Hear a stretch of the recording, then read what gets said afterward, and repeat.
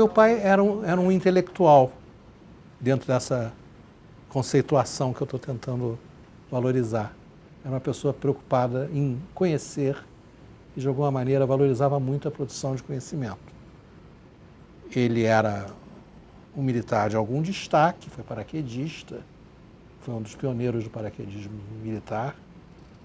Ele foi professor na Academia Militar dos Estados Unidos, de West Point, a mais prestigiosa, a mais importante, um convênio entre o Exército Brasileiro e o Exército Norte-Americano. Acho que até hoje existe, não sei. Mas ele foi professor durante quase 3 anos. Com tamanho sucesso, os americanos queriam que ele continuasse. Mas para continuar ele tinha que deixar o Exército Brasileiro, coisa que ele não quis, evidentemente. Então ele foi professor, era professor de português e do que nós chamaríamos de cultura brasileira. E a biblioteca dele é absolutamente impressionante, porque ele tem as primeiras e segundas edições, por exemplo, do Gilberto Freire. Primeiras e segundas edições. Mas ele tinha uma biblioteca vastíssima em personalidade e cultura, ligada à psicanálise, que ele era. Erich Fromm, ele traduziu quase toda a obra do Erich Fromm. O primeiro livro publicado na Zahar era um manual de sociologia americano, Romney e Meyer, foi meu pai que traduziu. Então tinha esse gosto pelo conhecimento que fez, que se traduz no fato que os 2 filhos foram fazer ciências sociais. Meu irmão estava destinado à engenharia, mas na última hora trocou o vestibular, fez o vestibular. E você associa a essa experiência? Ao meu pai? Ah, sem dúvida.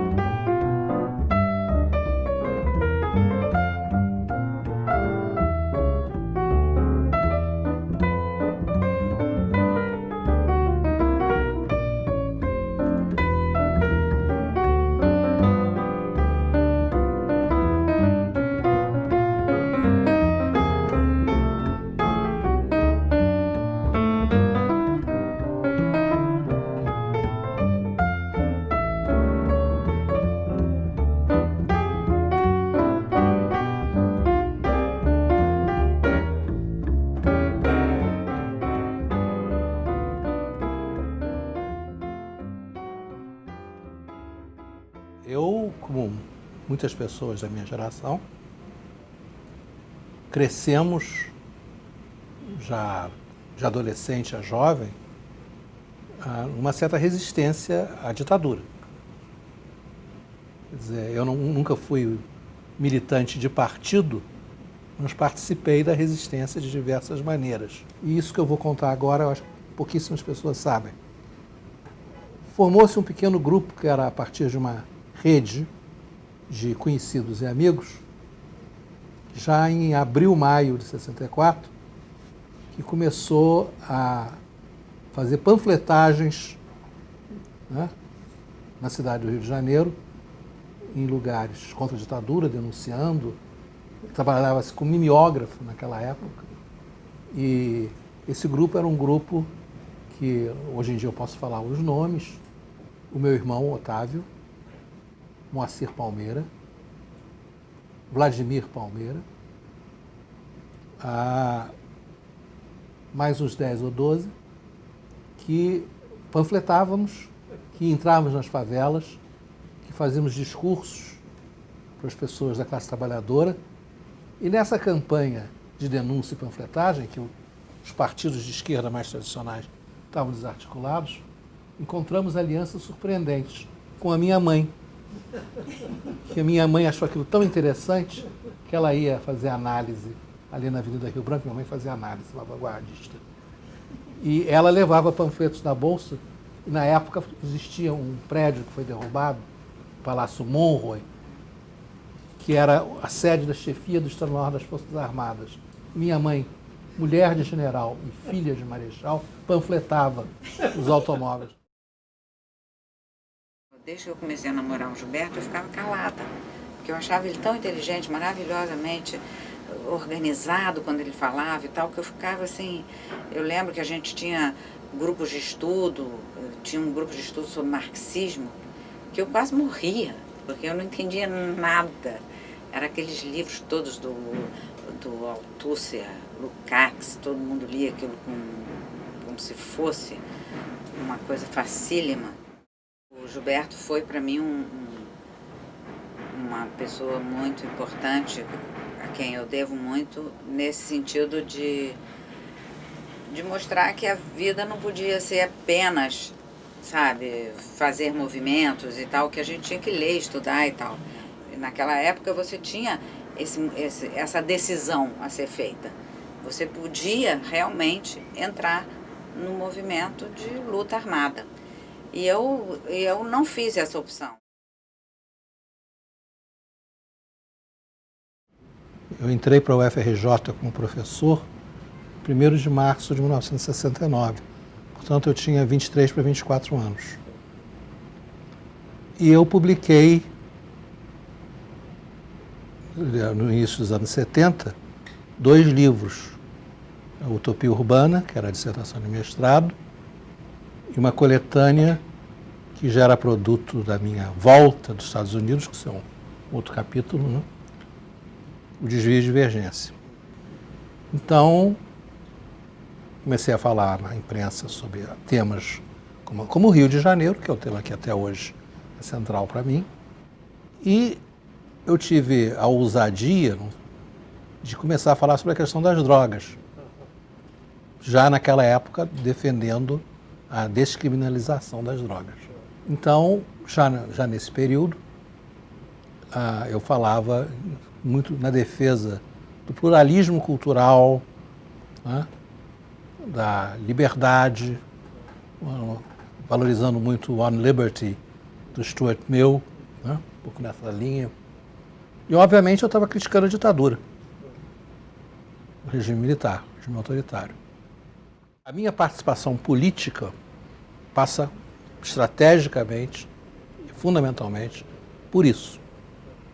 Por escrever para a imprensa, por dar entrevistas, por achar que faz parte do meu papel de intelectual dar esse retorno, né, à sociedade, tentando utilizar uma linguagem clara, procurando me comunicar de uma maneira mais direta possível, paralelamente às minhas atividades propriamente acadêmicas universitárias.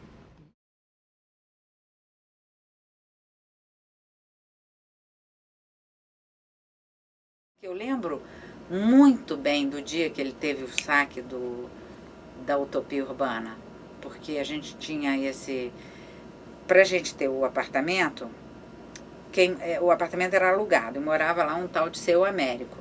Seu Américo, a gente deu um dinheiro para ele sair do apartamento e ele foi morar no próprio prédio. E o Gilberto falava, puxa, mas Ivone, por que esse homem gosta tanto daqui? Não é possível. Então, um dia ele foi...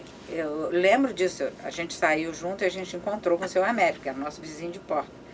E aí ele falou, irritado daquele jeito do Gilberto, Seu Américo, o que o senhor vê de tão bom aqui nesse prédio? Aí que ele falou essa frase, não, eu acho que se tivesse cemitério, eu queria ser enterrado aqui, ou uma frase dessas que ficou marcado. O Gilberto falou assim, é isso, Ivone, ele se sente maravilhoso aqui, porque ele saiu... Não, ele falou assim, para quem saiu da Tijuca, isso aqui é maravilhoso, para quem saiu de não sei o que, não sei, Grajaú, onde é que ele morava, morar em Copacabana é uma maravilha e tal. Então, ele falou assim, mas é isso, Ivone. Ele teve aqueles bling, né? É isso.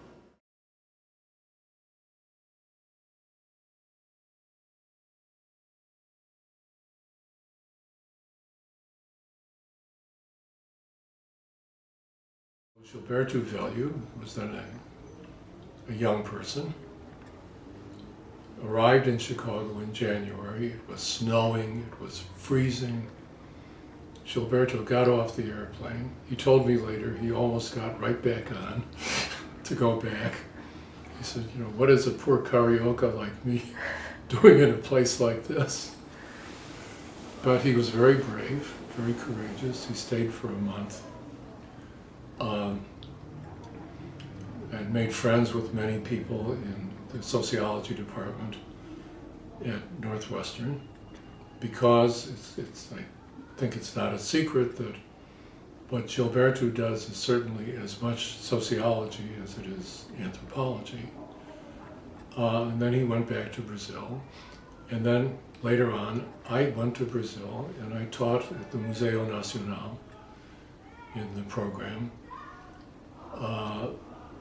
for 2 months with Gilberto. I taught entirely in English, although in the year between I was nervous and I studied Portuguese. I went to the language laboratory at the university every morning for 1 hour, and so I acquired some rudiments of Brazilian Portuguese. I also read the books that he had sent me. There is a funny thing. Before we met, he had read my books. I had read the 2 books he sent. Very difficult because I didn't know Portuguese. But I got a dictionary and I looked every word up, and after a while I could read it. But I imagined that Gilberto Velho was like an important anthropologist, that he was an older person, you know, with a long white beard, which is how he imagined me. And when he got off the plane and we saw each other, we started to laugh because it was so ridiculous.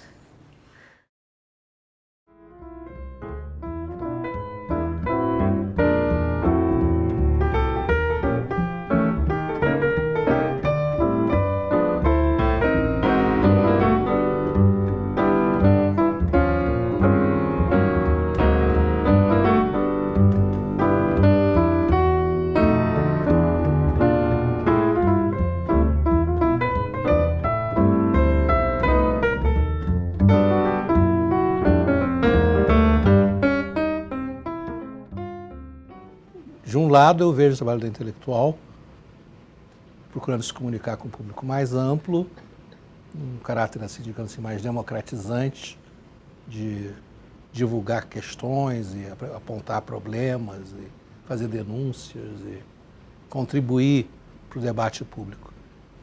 E a outra coisa, isso faz parte da minha formação, desde cedo, é a ideia de que é fundamental formar pessoas. Formar.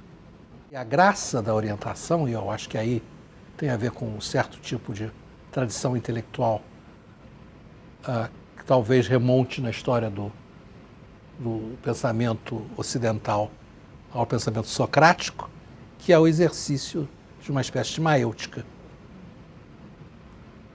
Então, a busca nas pessoas, o que elas têm para trazer, para revelar, para contribuir, o que elas podem descobrir em si mesmos e que vão ter um resultado mais objetivo.